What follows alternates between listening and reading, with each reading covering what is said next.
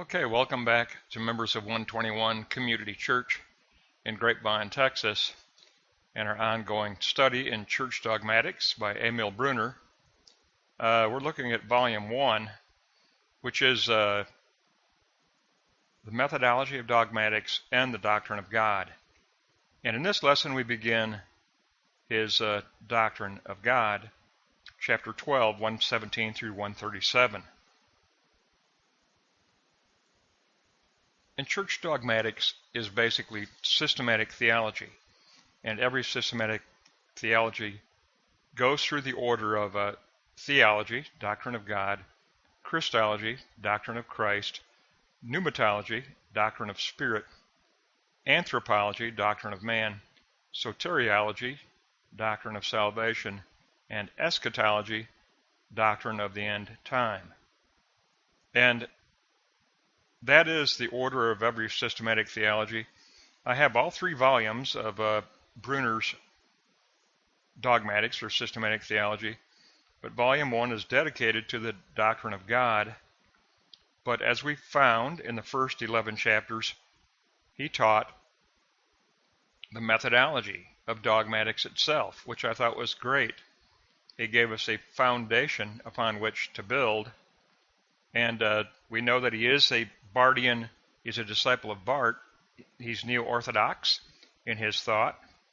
He is reformed in his thought. He is neo-orthodox in his thought. But now we enter into the doctrine of God, or theology proper.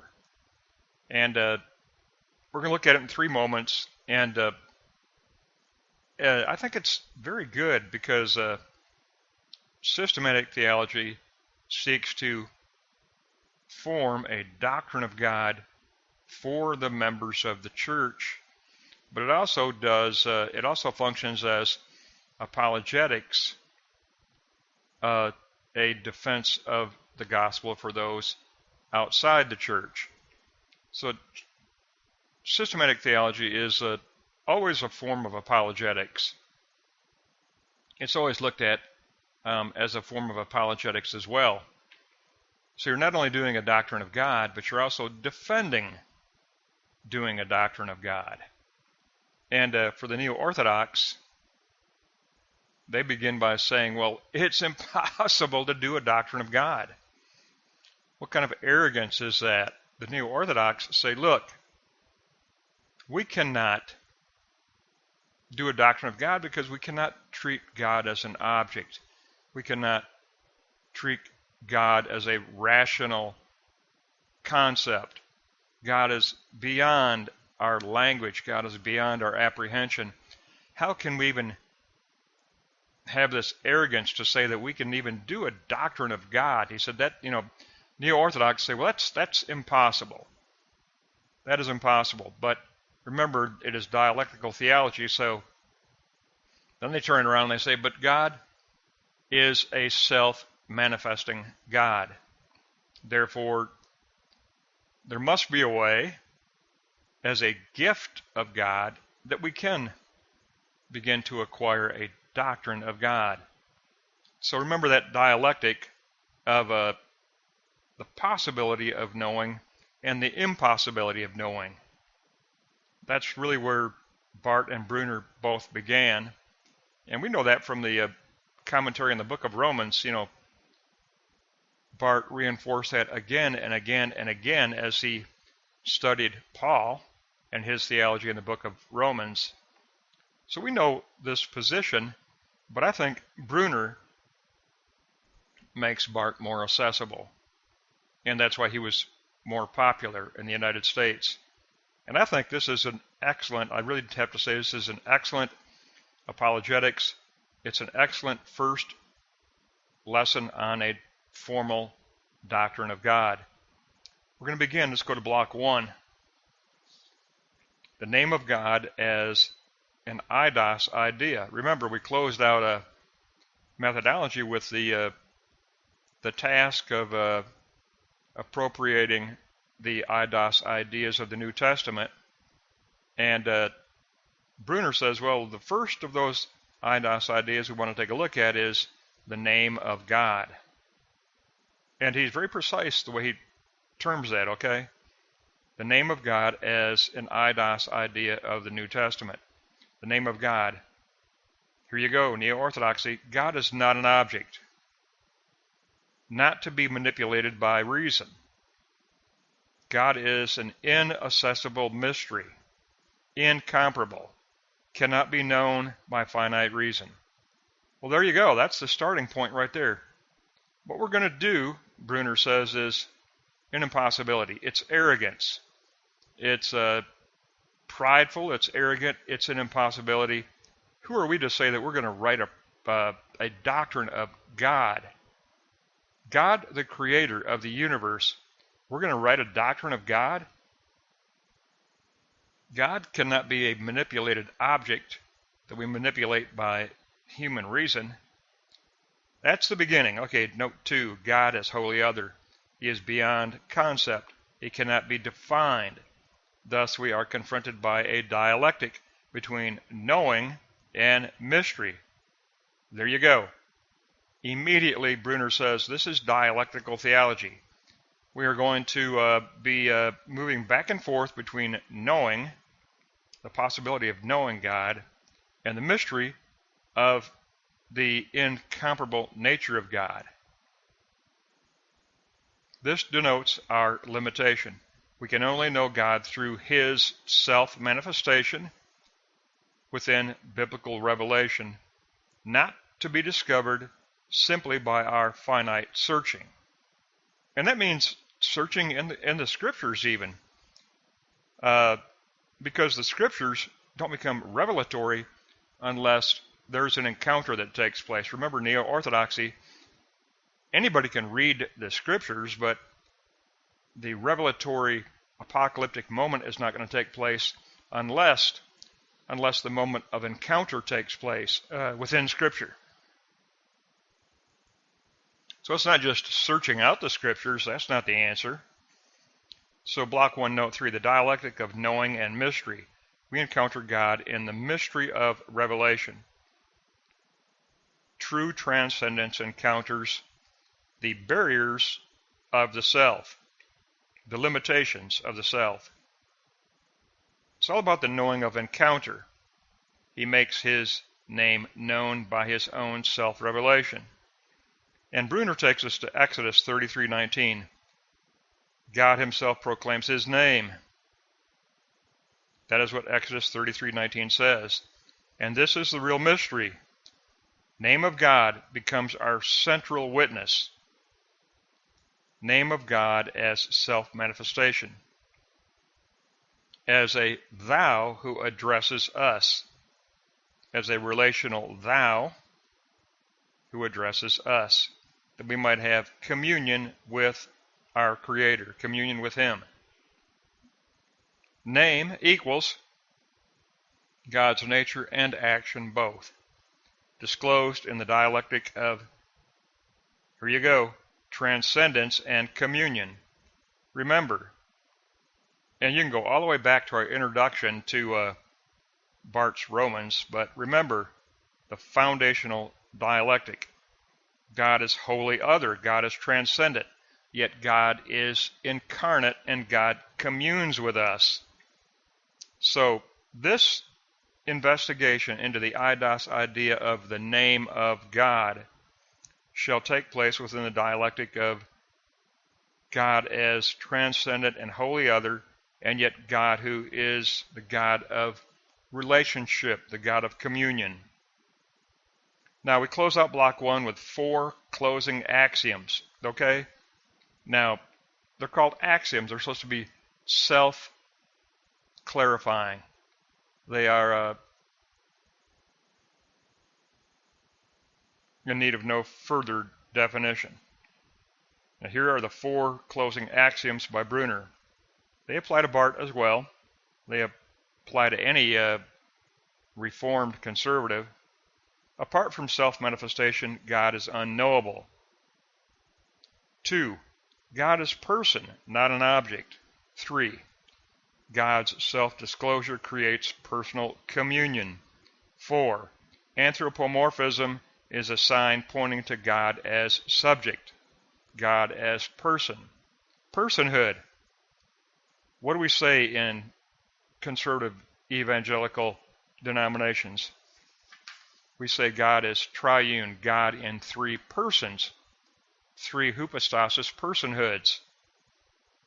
Hypostasis, hupa, under, stasis, existence, three presences of God under the category of existence, three personhoods. One ousia essence, three hypostasis personhoods. That comes from the early ecumenical councils. One ousia essence, three personhoods. We know God as subject. We know God as person. Those are the four closing axioms. And they're key to Barth's position. They're key to Brunner's position. And they're key to the Reformed position of, the Reformed position, Calvinism, Martin Luther, the entire Reformed movement talked about man being dead in sin and can only know God by being brought back to life through the grace of God through Christ. And so the Reformed position is always, apart from self-manifestation, God is unknowable. Now, later we're going to get into an interesting point by Brunner, but I'm not going to bring it up now.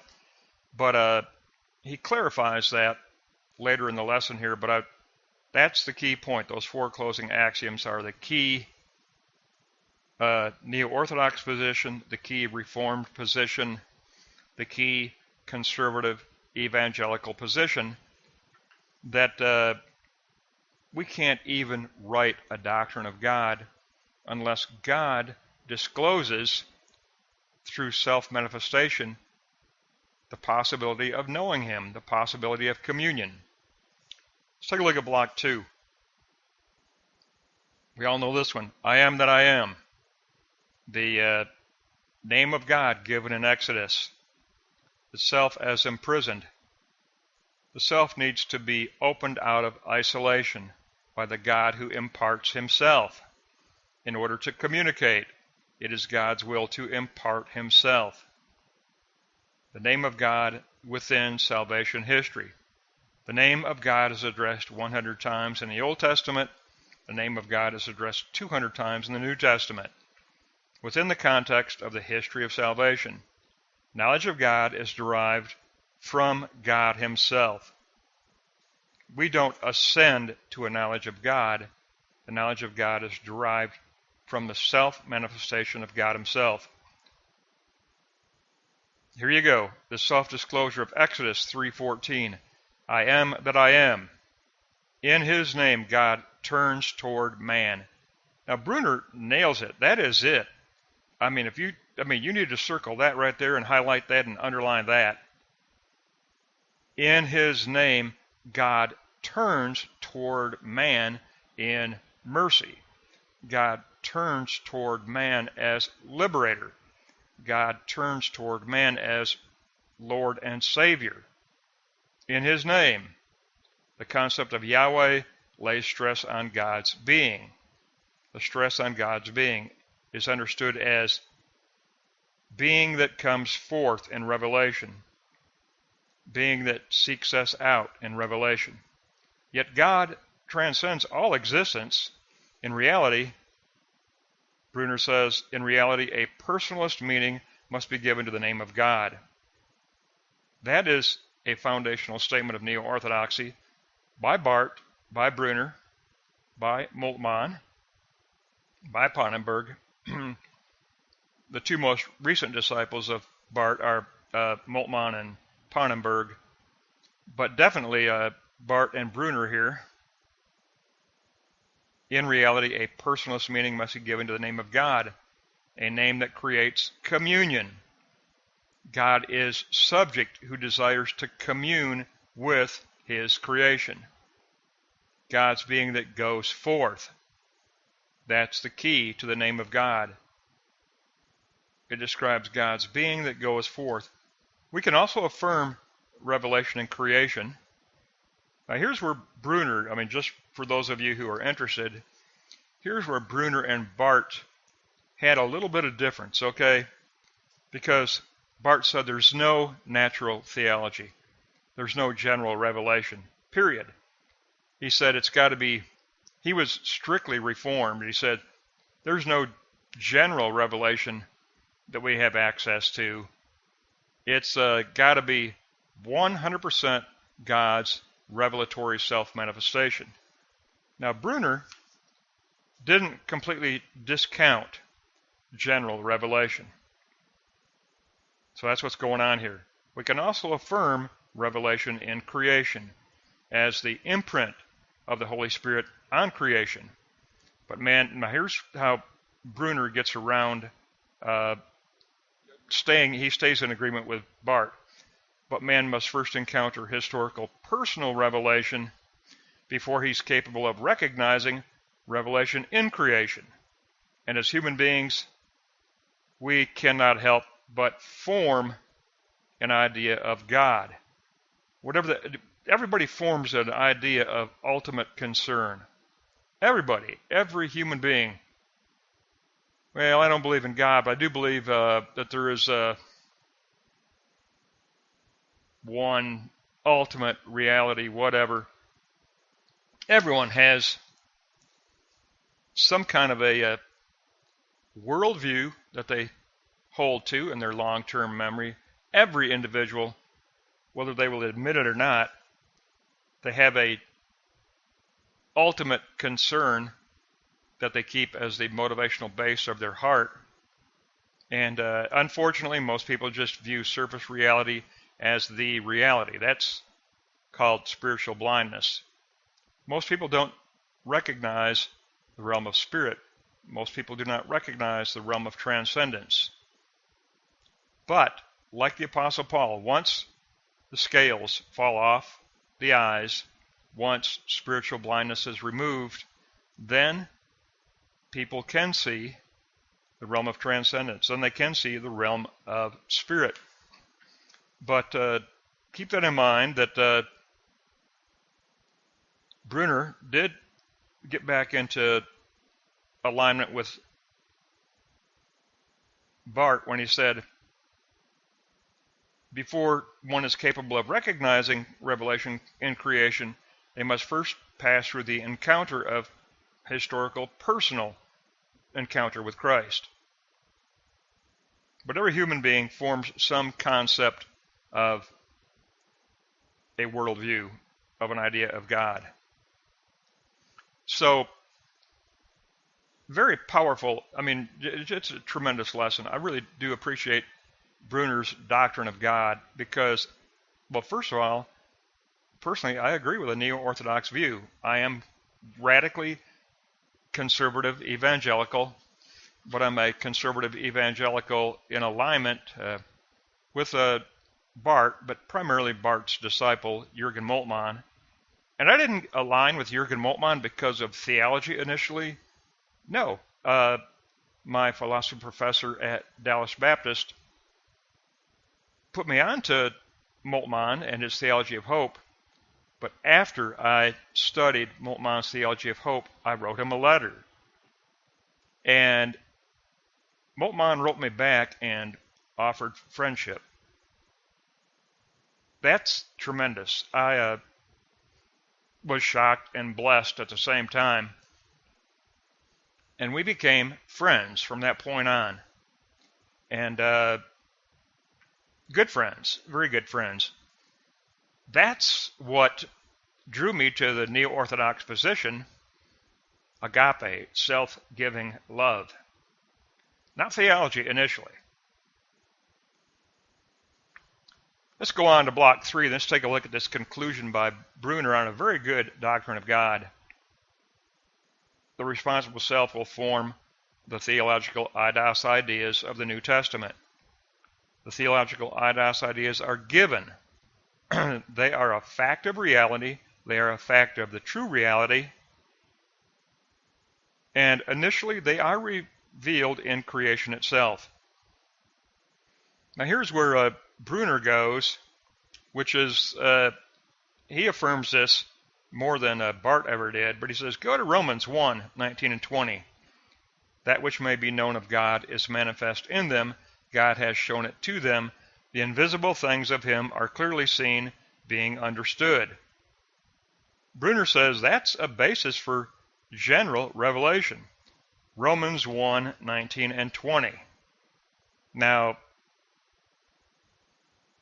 Barth said there's no access to general revelation.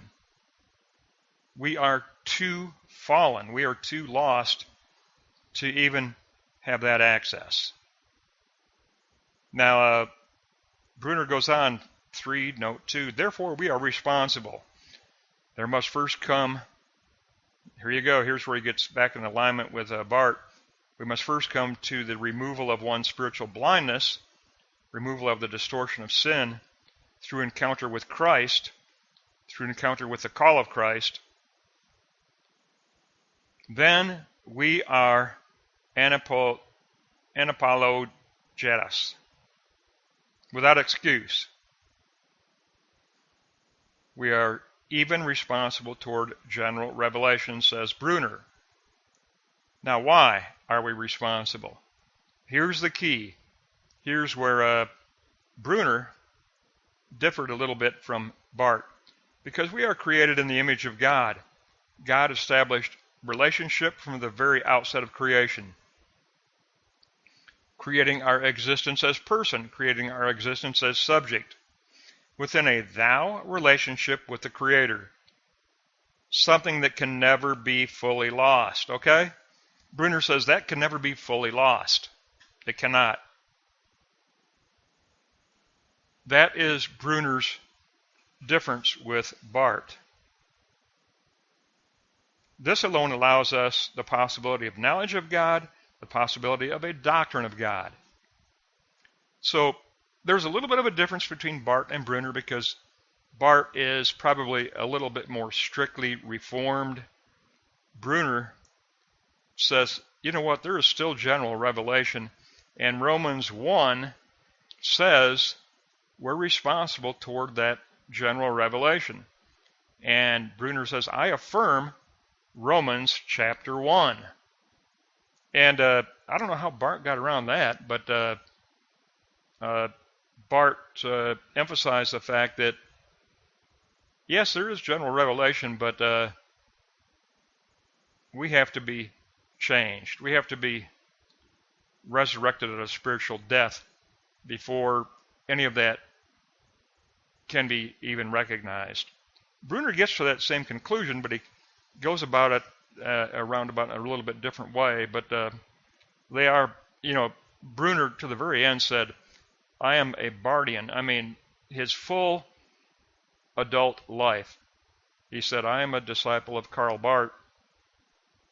My theology is a Barthian theology. He taught as a professor at the Princeton Theological Seminary that actually had and still has a Center for Barth Studies. I mean, they focus on Barth's neo-orthodoxy at Princeton Theological Seminary.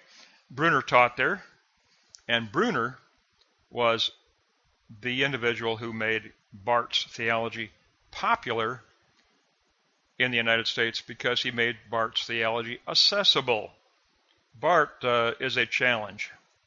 If you get his commentary on Romans, which everyone should have Barth's commentary on Romans. I mean, that should be a staple of every Christian library. It's available in paperback now, but I have an old hardback in my library. But you should have that as he's one of the great church doctors, Karl Barth, and you should have his commentary on Romans. Everyone should. But Brunner definitely followed Barth all of his life. And but he also did hold to a view of general revelation. He said, no, there is general revelation, and also there's an imprint in us as subjects in communion with God as subject. I mean, Brunner really emphasized personalism. Remember our first lesson. Brunner is all about personalism. Now, Barth was too, but Brunner emphasized that part of neo-orthodoxy. God is personhood. We are created as persons. Subject can have communion with subject. You can't fully grasp a subject. If God is subject, you can fully grasp a list of rules and regulations and all those rules the Pharisees put together, a big huge list concerning the Sabbath and the feast days and the eating requirements. You can grasp that list, and if you live according to that list, you are holy. That's what it was for Paul. But you can't fully grasp a subject, a person. That has to become a deep, meaningful relationship.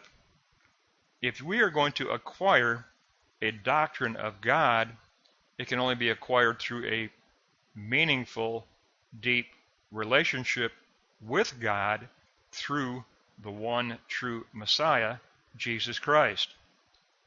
And as Barth would say, as Brunner would say, as Moltmann and Pannenberg would say, and as I would say, that's the only way. Communion with God through Christ. That's going to wrap up our first lesson on the Doctrine of God, chapter 12. And our next lesson will be chapter 13, the second lesson on the Doctrine of God, pages 137 to 157. It'll be another 20-page chapter. That's going to wrap up chapter 12.